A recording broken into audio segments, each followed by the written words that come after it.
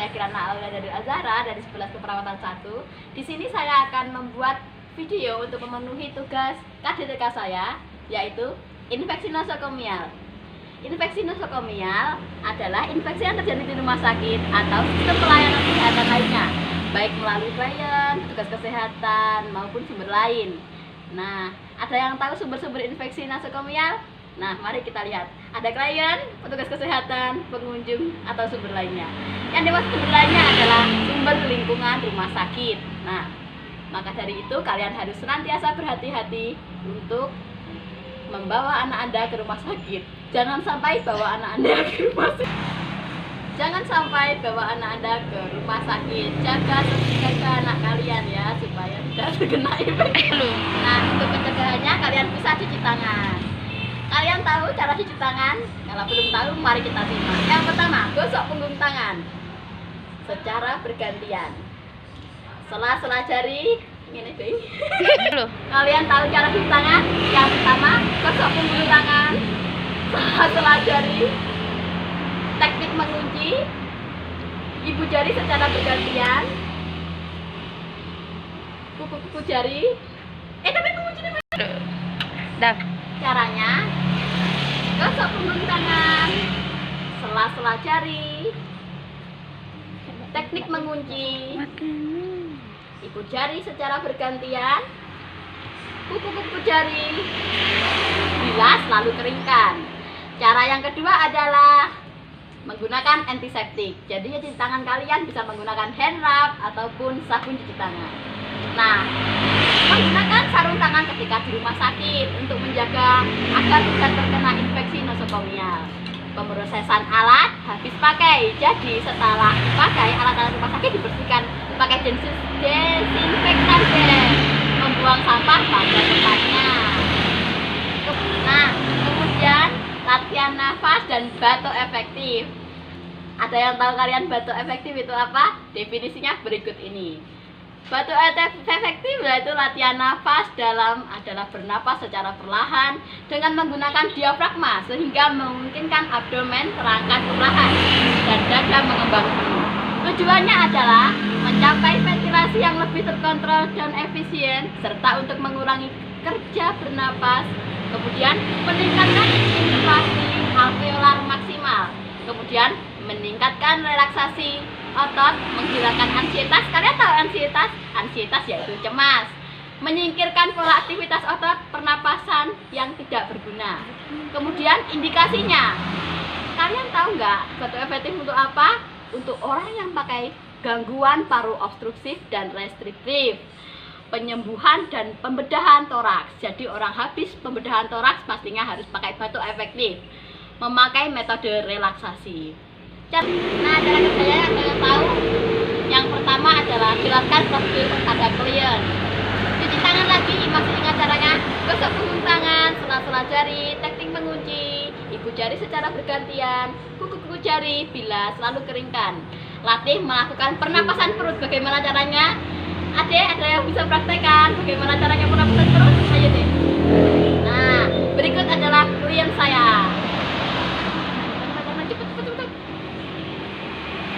Angkat satu tangan di dada, angkat satu tangan di dada, kemudian yang satu di perut. Kemudian latih melakukan pernapasan perut. Bernapas melalui hidung, mulutnya ditutup, terus 3 detik ya. 1, 2, 3. Kemudian hembuskan secara perlahan. Jangan sampai dada membungkuk. Lalu kemudian rasakan pengembangannya. Dirasakan. Gitu ya. Terus cegah bagian belakang ini melengkung. Jangan sampai bagian belakang melengkung. Jadi tetap lurus seperti ini. Kemudian minta klien menghembuskan nafas dalam-dalam. Dihembuskan dalam. Kemudian rasakan bagaimana pengempisannya. Kemudian itulah relaksasi atas, rapikan klien, cuci tangan, lalu dokumentasi. Kemudian latihan batuk efektif. Kalian tahu apa itu batuk efektif? Tidak. Definisinya, latihan batuk efektif adalah latihan untuk mengeluarkan sekret yang terakumulasi dan mengganggu di saluran pernapasan dengan cara dibatukkan. Batuk efektif merupakan batuk yang dilakukan dengan sengaja, yang terencanakan dan dilatihkan terlebih dahulu. Tujuannya, 1. Membebaskan jalan napas dari akumulasi sekret, mengeluarkan sputum untuk pemeriksaan diagnosis laboratorium, mengurangi sisa napas akibat akumulasi sekret. Nah, berikutnya indikasi untuk batuk sekret adalah penyakit paru obstruktif kronik. Eufisme, kalian tahu eufisme? Kelainan anatomis paru. Kemudian fibrosis, munculnya jaringan parut pada paru yang menyebabkan kerusakan dan terganggunya fungsi paru. Kemudian asma, yaitu destruksi aliran udara napas. Klien tirak-balik pasca operasi. Kontraindikasi, tension pneumotoraks, hemoptysis, gangguan sistem kardiovaskuler, edema paru, efusi pleura yang luas. Kemudian persiapan alat dan bahan. Sputum pot berisi larutan desinfektan. Kemudian kertas tisu, kemudian bengkok atau pemegang.